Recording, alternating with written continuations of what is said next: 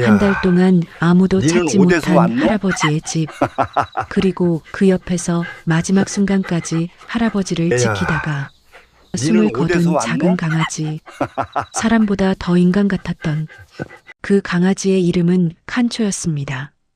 버려진 강아지, 그리고 외로운 남자, 경북의 한 시골 마을, 집집마다 대문이 났고 담 너머로 감나무가 보이는 조용한 동네였다. 그곳 끝자락 낡은 초가집 대신 시멘트로 대충 지은 작은 단층집 하나가 서 있었다. 그 집에는 72세의 박정수 할아버지가 혼자 살고 있었다. 아내는 오래전에 먼저 떠났고 두 아들은 도시에서 각자 삶을 꾸리며 거의 찾아오지 않았다. 할아버지의 하루는 밥 한 끼, 마당 쓸기, 마을회관에서 노인들과 장기 두는 것, 그렇게 단순했다. 그러던 어느 초겨울 새벽, 할아버지는 마당에서 낑낑 울음소리를 들었다. 먹고 누구 있어? 대문을 열어보니 떨고 있는 작은 강아지 한 마리가 서 있었다. 배는 홀쭉했고 털은 여기저기 뜯긴 듯 헝클어져 있었다. 목줄도 없었다. 강아지는 조심스럽게 할아버지 손등을 핥았다. 에이구, 요 불쌍한 놈 누가 버렸노? 할아버지는 강아지를 안아 집 안으로 데려왔다. 그리고 따뜻한 물을 데워 털을 씻기고 남은 밥을 먹였다. 그날 밤 강아지는 할아버지 발치에 꼭 붙어 잠들었다. 그렇게 칸초와 할아버지의 동행이 시작되었다. 서로가 서로의 위로가 되다. 칸초는 금세 할아버지에게서 떨어지지 않는 가족이 되었다.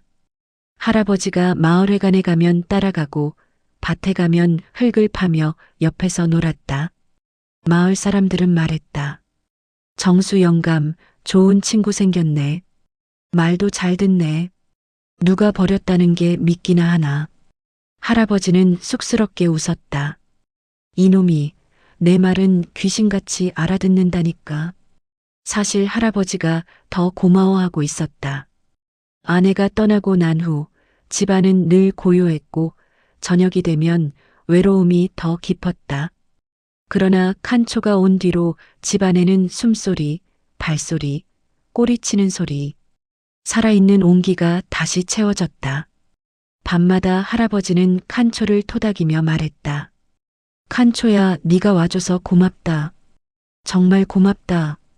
칸초는 그 말에 할아버지 손등을 핥아주었다. 설 명절, 온 마을이 시끌벅적했다. 하지만 정수 할아버지 집은 조용했다. 칸초만이 할아버지 무릎 위에 턱을 올리고 있었다. 할아버지는 떡국을 끓이며 혼잣말을 했다. 전화라도 한 통 해주면 좋을 텐데 뭐하노 얘들도. 칸초는 그 말에 고개를 갸웃했다. 할아버지는 미소를 지으며 칸초 머리를 쓰다듬었다. 괜찮다, 칸초야. 네가 있잖아. 하지만 눈가가 조금 젖어 있었다. 그날 밤 칸초는 유난히 할아버지 곁에 꼭 붙어 잤다. 마치 위로하듯이. 여름이 지나갈 무렵 할아버지는 갑자기 자주 넘어지기 시작했다. 숨도 짧게 가빠졌다. 아이고 왜 이리 어지럽노. 칸초는 걱정스러운 눈으로 할아버지를 바라보았다. 그러다 하루는 할아버지가 방 안에서 쓰러졌다.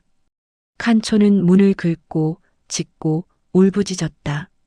하지만 마을 사람들은 그 소리를 개 짖는 소리라고만 생각했다.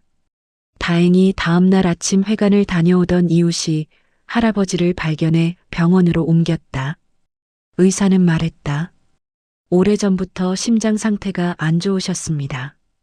혼자 지내시면 위험합니다. 그 말을 들은 할아버지는 고개를 숙였다. 가족에게 연락할까 고민했지만 주저했다. 저놈들 사는데 방해되기 싫다.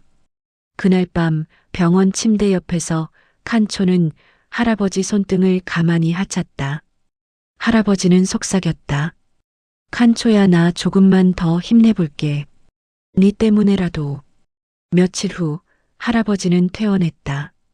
이웃들이 돌아가며 밥을 챙겨줬지만 가장 큰 힘은 칸초였다. 칸초는 할아버지가 걷기 힘들면 천천히 옆에서 걸었다. 물통을 물어다 주거나 마당에 넘어지면 다급하게 발을 밟아 알렸다. 이 스토리를 들은 마을 사람들은 말했다. 저 칸초는 그냥 개가 아니여. 사람보다 낫다니까. 정말 그랬다. 할아버지에게 칸초는 생명줄 같은 존재였다. 그의 겨울은 유독 추웠다. 바람은 날카롭고 눈은 며칠 동안 내렸다. 그리고 어느 날 마을 사람들은 문득 할아버지가 며칠째 안 보인다는 걸 느꼈다. 정수 영감 오늘도 안 나오네. 밥은 어떻게 드시나? 이웃이 집에 찾아갔지만 대문은 굳게 닫혀 있었다. 안에서는 낑낑하는 칸초의 약한 울음소리가 들렸다. 문 좀 열어보소, 영감님. 하지만 아무런 답이 없었다. 바쁜 명절 연휴, 사람들은 잠깐 어디 갔나 보다 하고 돌아갔다. 그리고 그렇게 한 달이 흘렀다. 마침내 관리 공무원이 방문하면서 문이 열렸다. 그리고 그 공간 안에서 본 광경은 그 누구도 쉽게 말로 담을 수 없었다. 작은 방 한쪽, 할아버지는 조용히 누운 채 이미 세상을 떠나 있었다. 그리고 그 바로 옆, 칸초가 할아버지의 몸과 꼭 붙어 누워 있었다. 마치 할아버지를 지키겠다는 듯, 마치 나도 여기서 같이 있을게요라고 말하듯 작은 몸으로 할아버지에게 기대어 있었다. 칸초 역시 차가워진 몸으로 숨을 거둔 상태였다. 공무원은 떨리는 목소리로 말했다. 이 강아지가 주인을 끝까지 지킨 거네요. 현장에 온 모든 사람의 눈가가 순식간에 젖었다. 누군가는 말했다. 사람도 이렇게 못한다, 사람도. 칸초의 발은 할아버지 옷자락을 꼭 잡듯 대고 있었고 그 작은 눈은 마지막까지 할아버지를 바라보고 있었던 듯 편안했다.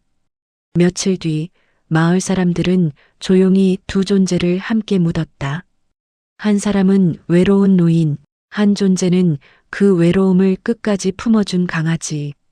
묘 앞에 조그만 비석을 세우며 연로한 이웃이 말했다. 둘은 서로에게 마지막 가족이었지. 그리고 마지막 문구가 적혔다. 사람보다 더 사람 같았던 강아지 칸초, 그리고 그 곁을 떠나지 않았던 박정수 할아버지. 둘은 이제 영원한 가족입니다.